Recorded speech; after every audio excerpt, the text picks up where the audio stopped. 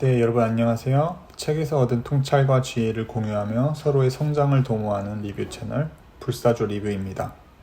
오늘은 저번 시간에 이어서 계속해서 신과 나눈 이야기 2권에 실린 내용을 한번 함께 살펴보도록 하겠습니다. 그래서 신은 앞부분에서 저자에게 말하였습니다. 사실 너희는 인정할 수 없겠지만 히틀러, 수백만 명의 유대인을 학살하였던 히틀러는 천국에 갔다라는 발언을 하였습니다. 거기에 대해서 저자가 어떻게 히틀러가 천국에 갈 수 있는지를 되묻는 부분에서부터 저희가 한번 이야기를 읽어가 보도록 하겠습니다. 히틀러는 왜 천국에 갔습니까? 그리고 모든 사건들 뒤에 있는 목적이란 게 무엇입니까? 또 이 더 위대한 목적이 히틀러나 다른 독재자들과는 어떤 관계가 있는 겁니까? 먼저 목적으로 가보자. 모든 사건, 모든 체험들의 목적은 기회를 창조하는 데 있다. 사건과 체험들은 기회일 뿐 그 이상도 그 이하도 아니다. 그것들을 악마의 작품이니 신이 내린 벌이니 하늘이 주신 상이니 혹은 그 중간에 어떤 것으로 판단하는 건 잘못이다. 그것들은 단순히 사건들이고 체험들이며 벌어진 일들일 뿐이다. 그것들의 의미를 부여한다는 건 우리가 그것들에 대해 생각하고 행동하고 반응한다는 뜻이다. 사건과 체험들은 너 개인이나 너희 집단이 의식을 매개로 하여 너희에게로 끌어온 기회들이다. 체험을 창조하는 것이 의식이기 때문이다. 너희는 너희가 지금 보여주는 것보다 더 높은 의식을 가진 존재이니 너희는 의식을 끌어올리면서 자신을 창조하고 체험하는 도구로 쓰려고 이런 기회들을 자신에게로 끌어온다. 너희 자신이 누구인지 알고 체험해야 한다는 것이 내 의지이기에 나는 너희가 그것을 위해 창조하려는 사건이나 체험이면 무엇이든 너희에게로 끌어가게 해준다. 이 우주게임에는 다른 배우들도 수시로 너희에게 가담한다. 그 배역이 짧은 만남이든 주변 인물이든 한때의 팀원이든 오랜 동안의 상호작용자이든 친척과 가족이든 몹시 사랑하는 사람이든 인생길의 동반자이든 영혼들을 너희에게로 끌어오는 건 너희 자신이고 너희를 그들에게로 끌어가는 건 그들 자신이다. 그것은 양쪽의 선택과 바램들을 함께 표현하면서 공동으로 창조하는 체험이다. 누군가가 우연히 너희에게 오는 일은 없으며 우연의 일치 따위는 절대 없다. 어떤 일도 마구잡이로 일어나지 않으니 삶은 우연의 산물이 아니다. 너희는 너희의 목적을 위해 사람들을 끌어오듯이 사건들도 끌어온다. 행성 차원에서의 대규모 체험과 발전들은 집단 의식의 결과이다. 그것들은 전체로서 집단이 선택하고 바란 결과가 전체로서 너희 집단에게 끌려온 것들이다. 너희 집단이란 게 무슨 뜻입니까? 집단 의식을 이해하는 사람은 그리 많지 않지만 그럼에도 그것은 엄청나게 강력하여 자칫하면 자주 개인 의식을 압도하고 만다. 따라서 이 행성에서 겪는 너희의 사회적 인생 체험이 조화롭기를 바란다면 너희는 어디를 가든 어떤 일을 하든 언제나 집단의식을 창조하려고 애써야 한다. 이 집단의식이라는 게 트랜서핑에서는 펜듈럼이라는 개념으로도 나오기도 하죠. 그 어떤 거대한 에너지들이 모여서 흐르는 에너지 장과 같은 개념이라고 보면 될 것 같습니다. 만일 내가 그 집단의식으로 너 자신의 의식을 반영하지 못하는 집단에 속해 있는데 당분간은 그 집단의식을 효과적으로 바꿀 수 없다면 그때는 그 집단을 떠나는 것이 현명하리라. 그렇지 않으면 그 집단이 너를 이끌어갈 것이다. 그 집단은 내가 원하는 곳에 개의치 않고 자신이 원하는 곳으로 갈 것이다. 만일 내 의식과 합치하는 의식을 가진 집단을 찾을 수 없다면 그때는 스스로 한 집단의 발단이 되도록 하라.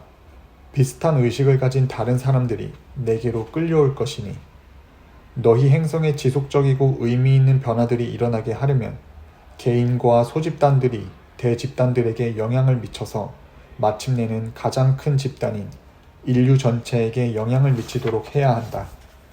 너희 세상과 그것이 처한 상황은 거기에 사는 모든 사람들의 결합된 전체 의식을 반영한다. 내 주위를 돌아보면 알겠지만 해야 할 일들이 무척 많다.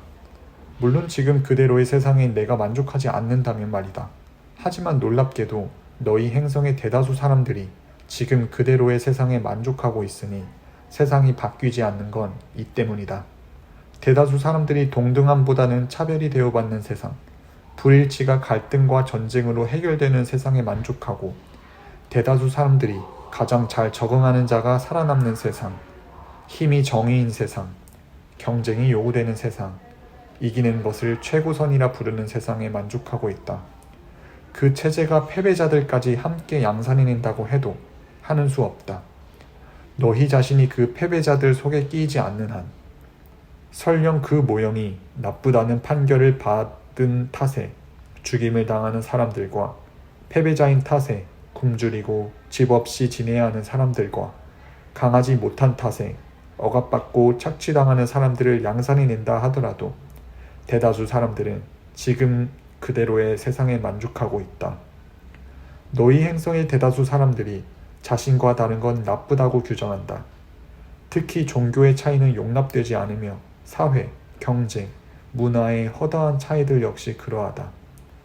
하층 계급에 대한 착취는 이런 착취를 받기 전에 그 희생자들이 처했던 상태에 비하면 지금 그들이 얼마나 더 잘 살게 되었는가 라는 상층 계급의 자화자찬식 선언으로 정당화되니 이렇게 해서 상층 계급은 한 사람을 진실로 공평하게 만드는 문제는 단순히 끔찍한 상황을 쥐꼬리만큼 더 낮게 만들고 그 거래에서 추잡한 이윤을 취하는 데 있지 않고 사람들 전체를 어떻게 대접해야 하는가에 있음을 무시할 수 있다.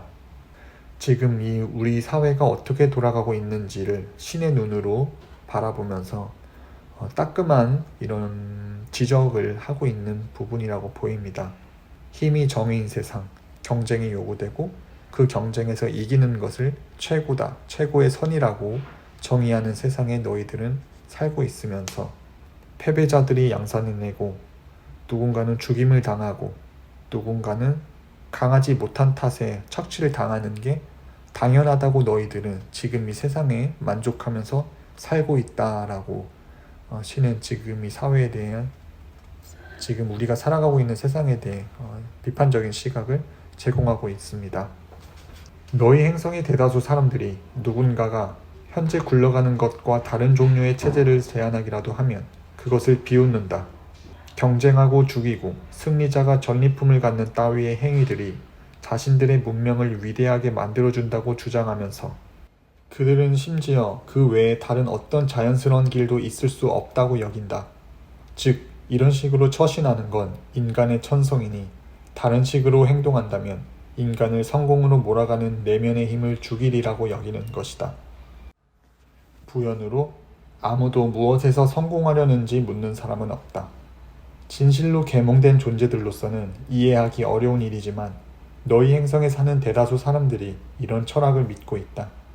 그리고 이 때문에 대다수 사람들이 고통받는 대중과 소수에 대한 억압, 하층 계급의 분노, 자신이나 자신의 직계가족이 아닌 다른 사람들의 생존 욕구에 무심하다.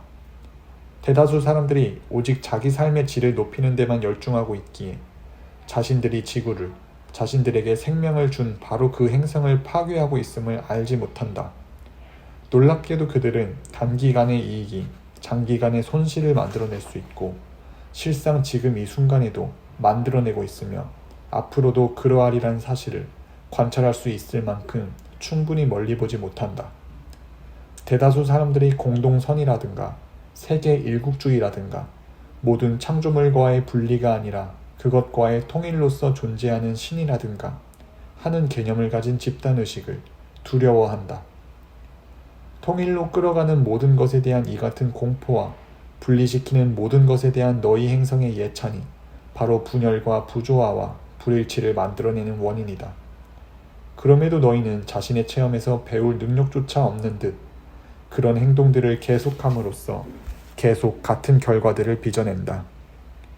고통이 계속 용납되는 건 너희가 남들의 고통을 자신의 것으로 체험하지 못하기 때문이다.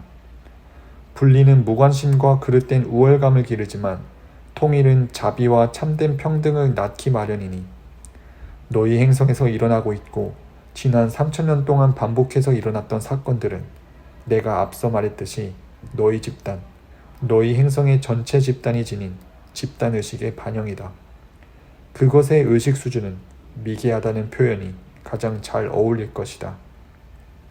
우리 지구의 근 3,000년 동안의 역사를 보면 그동안 일어났던 모든 일들이 이 집단이 가진 집단의식의 반영이라고 이야기를 하면서 이 집단의식의 수준은 굉장히 미개하다는 표현이 가장 잘 어울릴 것이다 라고 냉철하게 분석을 하여서 이야기를 하고 있습니다.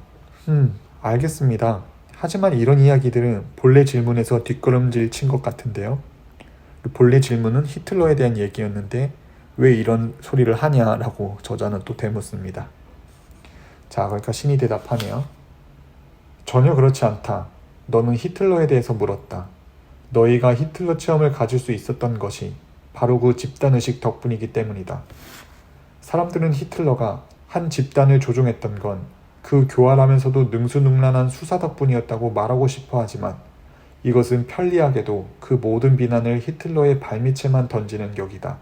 대다수 사람들이 원하는 바로 그 위치에 하지만 몇백만 명의 협력과 지지와 자발적인 복종이 없었더라면 히틀러는 아무 일도 할 수 없었을 것이다. 그러니 스스로 게르만인이라고 부르는 그 2차 집단은 당연히 유태인 대학살에 대해 엄청난 무게의 책임을 느껴야 한다. 마찬가지로 소위 인류라는 더 큰 집단 역시 어느 정도 그렇게 해야 한다. 설령 그들이 다른 일은 전혀 하지 않았다 쳐도 그들은 가장 차가운 마음을 가진 고립주의자들조차 더 이상 무시해버릴 수 없을 만큼 독일에서의 고통이 광범하게 확산될 때까지도 그것을 무심하고 냉담하게 내버려 두었기 때문이다. 너희도 알다시피 나치운동 성장의 비옥한 토양이 되었던 건 패거리 의식이다. 히틀러는 그 순간을 포착한 것이지 그가 그 순간을 창조한 건 아니다. 이것의 교훈을 이해하는 것이 중요하다. 계속해서 분리와 우월성에 대해 떠들어대는 집단의식은 대중이 동정을 잃게 만드니 동정을 잃게 되면 그 다음엔 당연히 양심을 잃기 마련이다. 완고한 민족주의의 뿌리를 둔 패거리 개념은 남들의 곤경은 무시하면서도 자기네 곤경에 대해서는 다른 모든 사람들이 책임지게 만든다. 그렇게 해서 복수와 교정과 전쟁을 정당화하는 것이다. 여기 보면은 히틀러라는 인물이 탄생할 수 있었던 그런 배경을 우리가 인류 전체의 의식이 만들어냈기 때문이다. 그러니까 그런 조건이 갖춰졌기 때문에 히틀러라는 인물이 그런 행위를 하는 것 역시도 자연스럽게 나타날 수밖에 없는 현상이었다고 이 시는 이 부분을 이야기하고 있습니다. 그리고 그런 히틀러가 이렇게까지 수백만 명을 학살할 수 있었던 건 수백만 명의 지지와 자발적인 협조가 있었기 때문이고 그러한 자발적인 복종이 일어났던 것은 패거리 의식이 있었기 때문이다 라고 나옵니다. 그래서 완고한 민족주의의 뿌리를 둔 패거리 개념은 남들의 공경을 무시하고 자기네 공경에 대해서는 다른 모든 사람들이 책임을 지게 만든다라고 지적을 하고 있습니다. 우리는 신에게 선택받은 소수의 중요한 존재들이다 라고 이야기를 하면은 우리에게 위협을 강하는 다른 존재들은 정의를 핍박하는 불의의 사람들인 거고 그래서 우리에게 곤경을 처하게 한 모든 사람들에 대해선 우리는 그들에게 책임을 지게 만들면서 또 반면에 우리가 아닌 다른 사람들이 곤경을 겪고 있는 것에 대해서는 무관심할 수밖에 없다라고 이런 패거리 의식, 우월 의식에 대한 부분을 신은 지적을 하고 있습니다. 그래서 이 부분은 비단 게르만족뿐만이 아니라 특히 우리 한민족 역시도 우리는 하나의 혈통이고 천소민족이라 칭하면서 특히나 우리는 과거의 찬란한 역사를 지닌 또 정신적인 문화도 뛰어나다 보니까 우리 역시도 어떻게 지내다 보면은 이 민족의식 또는 패거리 의식이라고 이 책에서 서술한 것처럼 그런 의식이 생겨나는 경우가 있다고 보여집니다. 그래서 그게 더 심해지면은 국뽕이나 이제 다른 민족들은 괄시하면서 우리 민족만 잘났다고 여기는 그런 태도를 가질 수도 있게 되는데 시는 이러한 태도가 유발할 수 있는 문제에 대해서 지적을 하면서 히틀러에 대해 이야기를 하면서 이런 패거리 의식이 가진 위험성을 우리에게 알려주고 있네요. 그럼 좀 더 읽어가 보도록 하겠습니다. 아우슈비츠는 유대인 문제에 대한 나치식 해결책, 즉 그것을 교정하려는 시도였다. 히틀러 체험의 끔찍함은 그가 인류에게 그런 짓을 저질렀다는 사실이 아니라 인류가 그에게 그렇게 하도록 용납했다는 사실에 있고, 그 체험의 경악스러움은 히틀러가 나섰다는 사실만이 아니라 그토록 많은 사람들이 함께 나섰다는 사실에도 있으며, 그 체험의 부끄러움은 히틀러가 몇백만의 유대인들을 죽였다는 사실만이 아니라 히틀러가 제지당하기 전에 몇백만의 유태인들이 죽어야 했다는 사실에도 있다. 그리하여 히틀러 체험의 목적은 인류에게 자신의 모습을 보여주는 데 있었다. 역사를 통틀어 너희는 주목할 만한 선생들을 모셔왔으니 그들 모두는 참된 자신을 기억하게 해주는 특별한 기회들을 너희에게 제공했다. 이 선생들은 너희에게 인간 잠재력의 최고치와 최저치를 보여주었다. 이 히틀러 역시도 우리 인간들에게 이런 우리 자신이 무엇인지를 기억하게 해주는 기회를 제공하였다는 것이죠.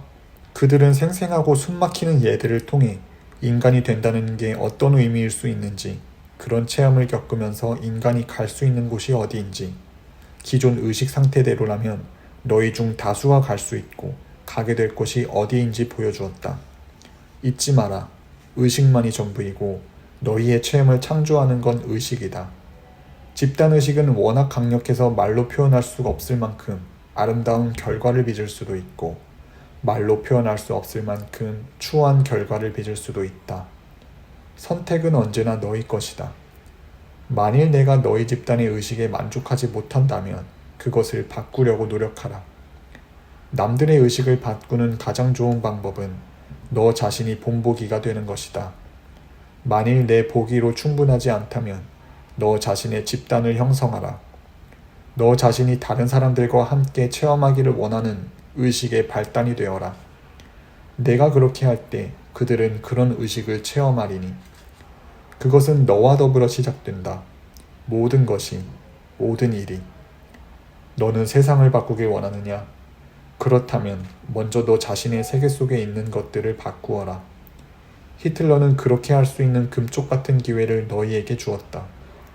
히틀러 체험은 그리스도 체험처럼 그것이 너희 자신에 대해 어떤 의미와 진리를 너희에게 드러내는가라는 면에서 심오하다. 하지만 히틀러든 징기스칸이든 하레 크리슈나든 아틸라 훈이든 예수 그리스도의 경우든 이 같은 사회적 자각은 그들에 대한 너희의 기억이 살아있을 때만 살아있을 것이다. 유태인들이 대학살 기념비를 세우고 너희에게 그것을 절대 잊지 말라고 하는 이유가 여기에 있다. 너희들 누구에게나 히틀러가 약간씩은 있기 때문이고, 그것은 오직 정도의 문제이기 때문이다. 그래서 히틀러를 우리에게 보내신 겁니까? 우리에게 인간이 저지를 수 있는 끔찍함, 인간이 내려갈 수 있는 최저 수준이 어느 정도인지 보여주는 교훈을 주시려고요? 내가 히틀러를 너희에게 보낸 것이 아니다. 히틀러는 너희가 창조했다. 그는 너희의 패거리 의식 속에서 나타났고, 그것이 없었다면 그는 존재하지 못했을 것이다. 바로 이것이 그 체험의 교훈이다. 히틀러 체험을 창조한 것은 우리 대 그들, 우리와 그들이라는 분리와 차별과 우월의식이다. 그리스도의 체험을 창조하는 것은 너의 것, 나의 것이 아니라 우리 것이라는 신성한 형제애와 통일과 하나됨의 의식이다. 고통이 너희 것일 뿐만 아니라 우리 것이기도 할 때, 기쁨이 내 것일 뿐만 아니라 우리 것이기도 할 때, 그리하여 삶의 체험 전체가 우리 것이 될 때, 그때서야 비로소 삶의 체험 전체는 진실로 말 그대로 온전한 삶의 체험이 된다. 자, 여기서 저자는 물었습니다. 그래서 히틀러를 당신이 우리에게 보냈습니까? 라고요. 인간이 저지를 수 있는 끔찍함, 인간이 내려갈 수 있는 최저 수준이 어느 정도인지를 알게 하기 위해서 신인 당신이 히틀러를 우리에게 보내신 겁니까? 라고 하자 신은 답합니다. 아니, 히틀러는 내가 너희에게 보낸 게 아니라 너희 속에서 너희가 창조한 것이다. 그는 너희의 패거리 의식 속에서 나타났다. 라고 답을 하죠. 그러니까 히틀러가 어디 하늘에서 나타난 그런 사람도 아니고 우리 인류 전체의 의식 속에서 태어날 수밖에 없었던 인물이라는 것이죠. 그럼 조금 더 이 책의 내용을 읽어가 보도록 하겠습니다. 왜 히틀러는 천국에 갔습니까? 히틀러는 아무것도 잘못하지 않았기 때문이다. 히틀러는 그냥 그가 했던 일을 했을 뿐이다.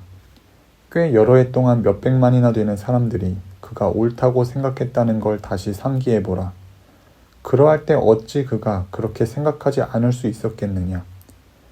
내가 미친 사상을 퍼뜨렸는데 1000만이나 되는 사람들이 내게 동조했다고 치자. 그러면 너는 자신이 그렇게 미쳤다고 생각하지 않을 것이다. 세상은 마침내 히틀러가 잘못했다고 결정했다. 말하자면 세상 사람들은 히틀러 체험과 관련해서 자신들이 누구이고 자신들이 어떤 존재가 되려는지 이에 대해 새로운 평가를 내린 것이다. 기준자를 지켜둔 건 그였다. 그는 우리가 우리의 자아상을 재고 한정할 수 있도록 매개 변수, 경계선을 설정했다. 그리스도 역시 같은 일을 했다. 그 스펙트럼의 다른 쪽 끝에서 또 다른 그리스도들이 있었고 또 다른 히틀러들이 있었으며 앞으로도 또 있을 것이다. 그러니 항상 경계하라. 내가 사람들 사이를 걸어다닐 때조차도 높은 의식을 가진 사람과 낮은 의식을 가진 사람, 양쪽 다가 너희 사이를 걷고 있으니 자, 너는 어떤 의식과 사귀려느냐. 저는 아직도 어떻게 히틀러가 천국에 갈 수 있었는지 이해가 가지 않습니다. 그는 어떻게 해서 자신이 한 일로 상을 받을 수 있었습니까? 첫째, 죽음은 끝이 아니라 시작임을 이해하고 공포가 아니라 기쁨임을 이해하라. 그것은 막 내림이 아니라 막 울림이다. 너희 삶에서 가장 행복한 순간은 삶이 끝나는 순간일 것이다. 그것은 삶이 끝나지 않고 계속 진행되기 때문이다. 너무나 장대하고 평화와 지혜와 기쁨이 너무나 가득하여 설명하기 어렵고 너희가 이해할 수 없는 그런 방식으로. 그러므로 너희가 이해해야 할 첫 번째 것은 내가 이미 앞에서 설명했듯이 히틀러는 누구에게도 해를 입히지 않았다는 사실이다. 어떤 의미에서 보면 그는 고통을 입힌 것이 아니라 고통을 끝냈다. 인생은 고해다 라고 말한 사람은 부처였다. 부처는 옳았다. 자, 이것도 너무나 이 사회적 통념과 다른 정말 정반대 이야기를 하고 있죠. 우리는 보통 이 삶이 좋은 것이고 이 삶이 끝나는 죽음은 슬프고 불행한 것이라고 여기고 있지만 이 책에서 나오는 내용을 토대로 보면 죽음이야말로 이 삶이 끝나는 그 죽음의 순간이야말로 가장 행복한 순간이다 라고 이야기를 하고 그 순간은 너무나 평화와 지혜와 기쁨이 가득하고 뭐라 설명할 수 없는 그런 가장 황홀한 순간이다라는 이야기가 나오고 있습니다. 그러니까 히틀러는 누구에게도 해를 입힌 게 아니라 어떤 의미에서 그는 사람들의 고통을 끝내준 것이라고 볼 수도 있다라고 정말 우리가 평상시 생각하는 것과 정반대의 이야기가 나오고 있습니다.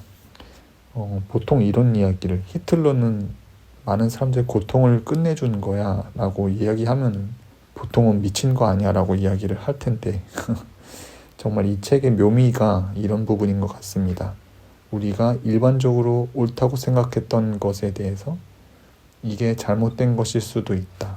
우리가 틀렸다고 생각하는 것이 옳은 걸 수도 있다라는 그런 시야를 제가 제공한다는 것에 있어서 그래서 이 책을 보시는 분들 이게 진짜 신이다 아니다. 이건 신의 음성이다. 아니다. 이거는 이 닐 도널드 월시라는 사람이 또 다른 자아의 모습을 꺼내어서 자기 스스로 이런 신의 대화를 만들어낸 것이다. 뭐 이런 거에 대한 논란도 계속 있었다고 해요.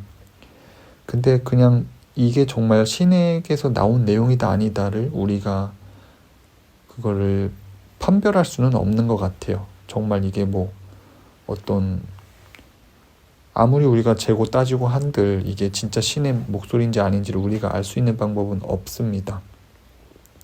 하지만 이곳에서 말하는 메시지를 통해서 우리가 다시 한번 우리의 삶을 성찰해보고 내가 가지고 있는 가치관이나 어떤 선입견들이 잘못된 부분은 없는지 또 나는 이것이 A라고 생각했는데 알고 보니까 이게 B일 수도 있구나라는 모든 어떤 가능성의 시야를 넓히는 것에 있어서 이 책은 분명히 도움이 되고 있고 새로운 비전을 제공하고 있는 것은 맞는 것으로 보입니다. 그래서 이 내용이 정말 신에게서 왔든 아니든 그것보다는 이 책의 나온 내용을 나는 어떠한 방식으로 소화를 해서 어떻게 내 삶에 적용을 할 것인가에 대한 게 더 중요하게 다뤄져야 될 부분이라고 생각이 됩니다. 그래서 우리는 말하죠. 인생은 고통이다. 또 인생은 고해다 라고 말했던 부처님의 가르침에 우리는 다 동조를 하고 그 말에 다 동의를 하고 있습니다. 그러면 이 고해가 끝난다는 거, 이 고통의 바다에 끝이 보인다는 거는 정말 저 서광의 빛이 비치듯이 새로운 인생의 막이 열린다고 볼 수도 있겠죠. 자, 그 다음 다시 저자가 되묻습니다. 하지만 제가 그 사실을 받아들인다 해도 히틀러는 자신이 실제로 좋은 일을 하고 있다는 걸 몰랐습니다. 그는 자신이 나쁜 일을 한다고 여겼다고요. 아니다. 그는 자신이 나쁜 일을 한다고 여기지 않았다. 실제로 그는 자기 국민들을 돕고 있다고 생각했다. 너희가 이해하지 못하는 것이 바로 이 점이다. 각자의 세상형에서 보면 잘못된 일을 하는 사람은 아무도 없다. 만일 내가 히틀러는 미친 행동을 했고 자신이 미쳤다는 걸 줄곧 알고 있었던 걸로 여긴다면 너는 인간 체험이 얼마나 복잡한지 전혀 이해하지 못하고 있는 셈이다. 히틀러는 자기 국민을 위해 좋은 일을 한다고 생각했다. 그의 국민들도 그렇게 생각했다. 그 사건의 광기는 바로 여기에 있다. 그 나라 국민들 대다수가 그에게 동조했다는데 너희는 히틀러가 잘못했다고 선언했다. 좋다. 이렇게 해서 너희는 자신을 규정하게 되었고 자신에 대해 더 많이 알게 되었으니 좋다. 하지만 너희에게 이런 걸 보여주었다고 해서 히틀러를 비난하지 마라. 누군가는 해야 했던 일이다. 너희는 뜨거움 없이 차가움을 알 수 없고 아래 없이 위를 알 수 없으며 오른쪽 없이 왼쪽을 알 수 없다. 이 사람은 비난하고 저 사람은 축복하지 마라. 그렇게 하는 건 이해하지 못하는 것이다. 수십 세기 동안 사람들은 아담과 이브를 비난해왔다. 그들은 원죄를 저질렀다는 비난을 들어왔다. 하지만 너희에게 이르노니 그것은 원축복이었다. 선악에 대한 지식을 함께한 이 사건이 없었다면 너희는 그 두 가지 가능성이 존재한다는 사실조차 모르지 않았겠는가. 실제로 소위 아담의 타락 이전에는 이 두 가지 가능성은 존재하지 않았다. 어떤 악도 없었다. 모든 사람과 모든 것이 영원한 완벽의 상태로 존재했다. 그것은 말 그대로 낙원이었다. 하지만 너희는 그것이 낙원임을 알지 못했고 그것을 완벽으로 체험할 수 없었다. 그것 말고는 아무것도 알지 못하였기에. 자, 이래도 너희는 아담과 이브를 비난하겠느냐? 아니면 그들에게 감사하겠느냐? 그리고 말해봐라. 히틀러를 내가 어찌 대해야 하겠느냐? 내가 이르노니 신의 사랑과 신의 자비와 신의 지혜와 신의 용서와 신의 의도와 신의 목적은 가장 극악한 범죄와 가장 극악한 범죄자들까지 포용할 수 있을 만큼 충분히 크다. 내가 이것에 동의하지 않을 수도 있지만 그것은 중요하지 않다. 너는 이제 막 자신이 무엇을 찾으러 이곳에 왔는지 배웠다. 네, 여기까지 읽어보았습니다. 그래서 우리는 성경에서도 아담과 이브가 선악과를 따먹으면서 옷을 안 입고 있는 것에 대한 부끄러움을 알았고 선과 악에 대한 판별을 하게 되면서 신의 동산에서 멀어졌다. 그래서 그들의 죄로 인해서 우리 인간들 역시나 원죄를 저질렀다라고 그렇게 또 기독교에서는 배워왔습니다. 하지만 이곳에서 그 아담과 이브가 선악과를 먹었기 때문에 무엇이 옳고 그른지를 경험할 수가 있었고 그렇기 때문에 어떤 것이 악이고 어떤 것이 선인지를 직접 경험하면서 그것을 정말 직접적으로 체험하면서 경험을 할 수가 있었다는 거죠. 그 전에는 무엇이 선이고 무엇이 악인지도 모른 채 그냥 모든 게 완전한 상태에 있었기 때문에 오히려 아무것도 알지 못하였던 상태라는 거죠. 하지만 아담과 이브가 그런 일을 저지름으로써 우리는 이렇게 이런 파도가 넘실넘실대는 세상을 살면서 선과 악의 시기를 지나고 고통과 행복의 시기를 지나면서 이렇게 다채로운 삶을 살게 되었습니다. 그렇게 보면은 그 아담과 이브가 그렇게 했던 게 죄라고 볼 수도 있겠지만 축복이라고 볼 수도 있겠죠. 이러한 세상에 직접 나와서 다양한 것을 경험하며 이런 인생살이를 살 수 있게 해준 것이니까요.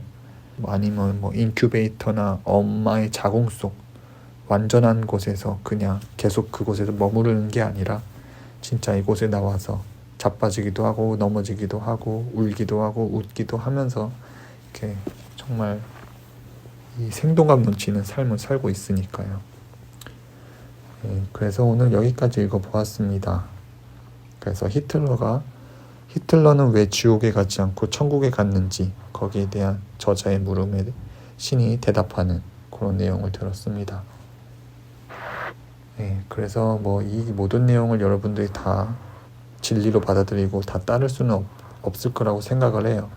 다만 이 중에서 나에게 도움이 되는 부분, 내 마음을 움직이는 부분이 있다면 그 부분을 상기하면서 여러분들 삶에 좀 더 밝은 빛이 비치는 그런 도구로 사용을 하셨으면 좋겠다는 생각이 듭니다. 그래서 오늘 리뷰는 여기에서 마치도록 하고 오늘 이 영상을 봐주신 여러분들도 더 밝고 더 환한 빛이 가득한 삶을 사시길 바라며 오늘 리뷰는 여기에서 마치도록 하겠습니다. 감사합니다.